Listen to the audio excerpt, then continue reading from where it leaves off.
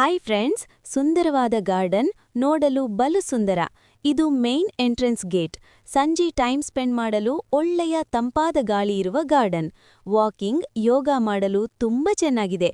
ನೀವು ಹೋಗಿ ಬನ್ನಿ. ವೀಕೆಂಡ್ ಈವ್ನಿಂಗ್ ಹೋಗುವುದಕ್ಕೆ ಚೆನ್ನಾಗಿದೆ. ಈ ಉದ್ಯಾನವನವು ವಿವಿಧ ಡೈನೋಸಾರ್ ಶಿಲ್ಪಗಳನ್ನು ಮತ್ತು ಮಕ್ಕಳಿಗೆ ಆಟವಾಡಲು ದೊಡ್ಡ ತೆರೆದ ಸ್ಥಳವನ್ನು ನೀಡುತ್ತದೆ.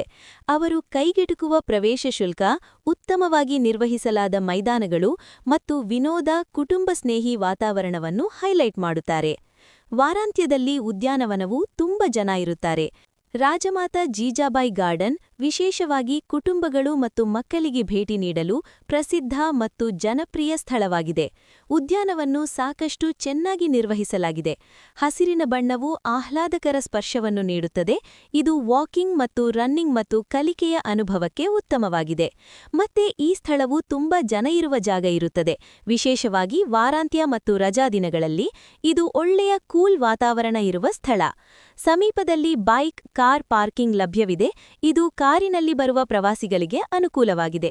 ಒಟ್ಟಾರೆಯಾಗಿ ಭಾರೀ ಜನಸಂದಣಿಯನ್ನು ತಪ್ಪಿಸಲು ವಾರದ ದಿನದೊಂದು ಭೇಟಿ ನೀಡಲು ಇದು ಉತ್ತಮ ಸ್ಥಳ. ರಾಜಮಾತಾ ಜೀಜಾಬಾಯಿ ಗಾರ್ಡನ್ ಇದು ಪಿಂಪ್ಲೆ ಗುರವ್ ಏರಿಯಾದಲ್ಲಿ ಇದೆ. ಅಡ್ರೆಸ್ ಡಿಸ್ಕ್ರಿಪ್ಷನ್ನಲ್ಲಿ ಹಾಕಲಾಗಿದೆ.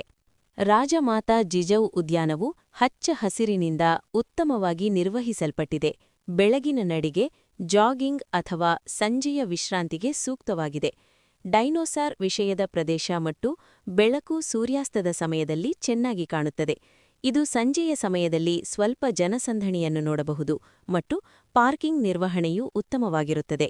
ಆದರೆ ಒಟ್ಟಾರೆಯಾಗಿ ಇದು 1-2 ಗಂಟೆಗಳ ಕಾಲ ಕಳೆಯಲು ಉತ್ತಮವಾದ ಸ್ಥಳೀಯ ಉದ್ಯಾನವನವಾಗಿದೆ.